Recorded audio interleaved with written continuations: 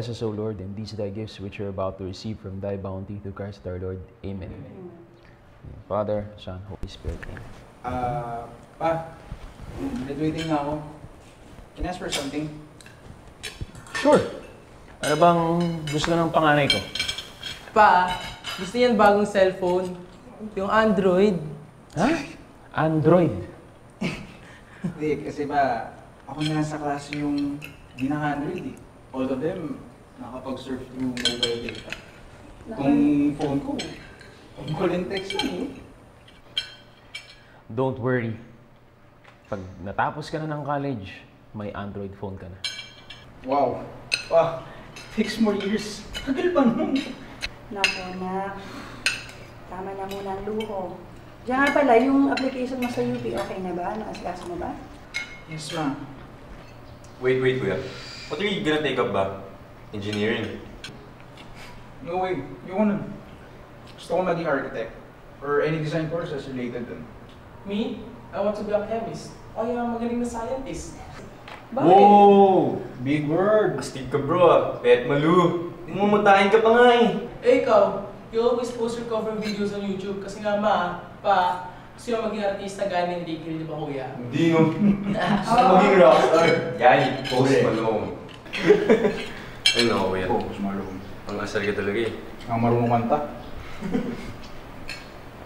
Kahit na kahit mga tao manood sa'yo dun.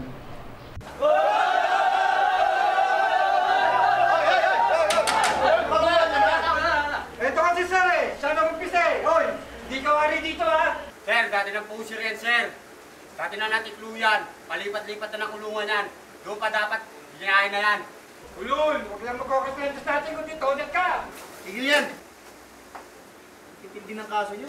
Tatapang nyo pa. Kapag hindi kayo tumigil, hindi nyo makikita ang dalaw nyo. Lahat kayo dito, magkasala sa batas. Kaya malaki ang kaso, kaya maliit. Hindi namin kayo tinuturing kriminal hanggat hindi kayo nasisintensyahan. Kaya magturingan kayong magkakakosa, hindi magkakaaway. Sir, pasensya na po. Kami na pong bahalang mag-ayos sa dalawang to. O yan. Kung maganda ang samahan, magiging maganda ang turingan.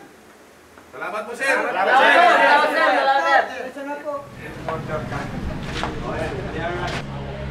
Nahuli namin sir ng isa sang estudyante. Nangiyak, pinahirapan pa kami ito. Magpapauli lang. Magpapupog pa. Diba? O sir, ba't kanya ka makatigil? Sir, pulis po dati. Bawal na yan. Opo sir, binugbog lang po yan ng mga tambay, inawat po nila.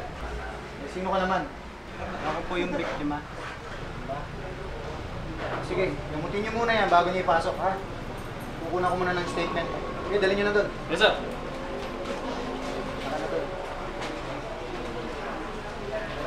Tapos gusto ko maganda. Kailangan kabagan natin sila. Basta ako mas No show. Oo. Akala mo kung sino, pagkat tatay niya, polis. Oo nga, kala naman kagandahan. Kaganda, hindi naman maganda. Alam mo ba? Ang yabang-yabang niya. Sorry, tatanga-tanga kasi. Tatanga-tanga! Hindi kasi tumitingin. Dito meeting sa ginagawa. Oo nga. Tatanga-tanga kasi.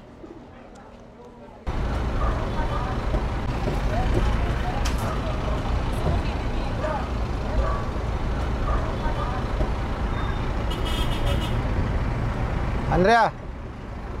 Halika na. Kanina pa ako naghihintay dun sa gate dun eh. Nandito ka lang pala. Dito ka nagabang. Di mo kayo nabangan dun sa gate. Eh, baka may makakita sa akin. Oh. Ba't na kasi mangot ka?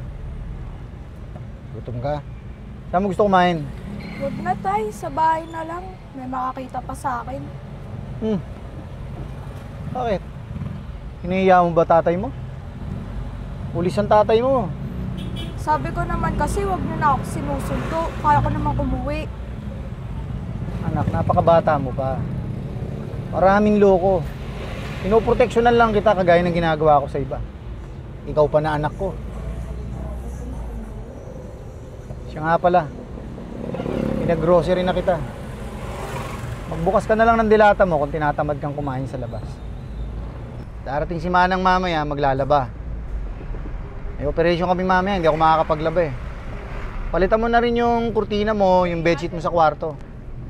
Tapos palinis mo na rin yung buong bahay. Ba't ba tayo iniwan ni nanay? Sumama sa iba, hindi na nagpakita. Ay, nak, yan ka na naman. Naka-move on na nga ako eh. Pinaalala mo pa nanay mo. O ba't hindi niyo ako sagutin? Mahirap ba yung tanong ko? Simple lang ang sagot, anak. Walang forever.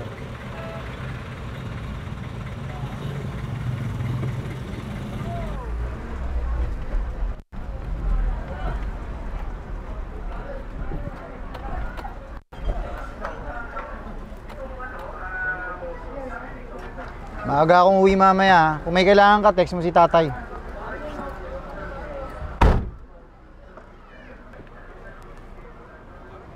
Ano, Conrad? Tawa muna tayo! Ano? Kailan pa naging kumpare to si Police? Tagal na. Kabarkada pa kami noon. Pare, dapat nag-asawa ka na uli. Nang hindi ka na nakasuot na saya. Wag na, pare! Baka maiputan na naman yan! Hoy, umayos kayo ha. Bawal yung ginagawa nyo, pwede ko kayo arestuin. Sa kalsada pa kayo nagiinuman. Sir, marami na pong reporter sa labas. Oh, sige, lalabas na ako. Sandali. Ay, si Piyoto Javier yun ah. Di ba siya yun ba? Ah, siya nga! Kayo po ba si Piyoto Javier? Oo. Sir, sa nangyari pong yun, paano niyo po naligtas ang isang babaeng aktong tatalo sa protocol? Yung nakaraang linggo? Yes. Sorry for the delay. I was attending a meeting. Nangyari kasi nun, wala mang rescue team na dumarating doon sa lugar. Sakto, napadaan ako doon. Nakita ko nagkakagulo na yung mga tao. Hindi na ako nag-aksaya ng panahon. Inakit ko na yung babae at nata ko na kaagad siya doon bago siya pangkatalo. Ano po ba yung mga plano niyo sa distrito? Itutuloy natin yung ating mga ginagawa, yung pagpapagawa natin ng mga tulay, ng mga paaralan, at yung tulong natin sa mga barangay, gagawin po natin yan.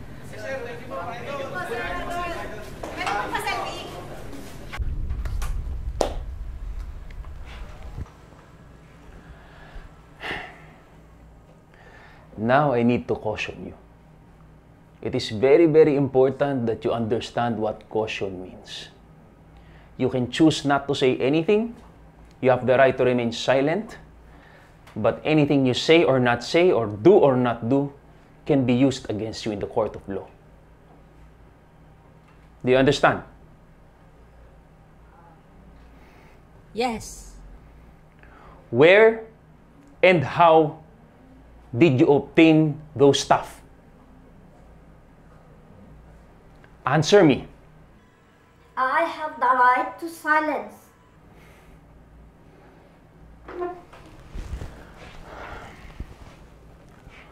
We confiscated 100 kilos of illegal drugs from you.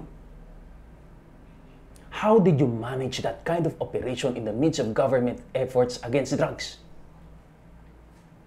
We have a very efficient anti-drug campaign. You are destroying the Filipinos' lives. Now you tell me names. Tell me everybody who is involved in this operation, or I promise you I will burn all of you and not stop until what's left is your stinky, crumbling bones. Sir, base sa tactical interrogation ng nakarang Martes, hindi raw sa kanya yung luggage, sir. Ha? Eh, kanino raw? Sir, ayon sa kanya, sa kanyang kasamang Canadian lover nang galing yung luggage. At iyon ay dadalhin sa Cebu at may mag-asawang pipick up nun sa kanya. Pare-pareho lang sila ng mga palusot. Tiklo na ayaw pa rin umamin. This drug problem is worsening by the day, with 9 out of 10 barangays in Metro Manila affected. Dito sa atin, mas malala pa ng konti. 92% of our barangays may problema sa droga. Sir, that is why all stations are given 1 month to prove their worth based on the order na nasa kataas. Exactly. That is why we are adopting a new strategy. We will focus more on high-value target.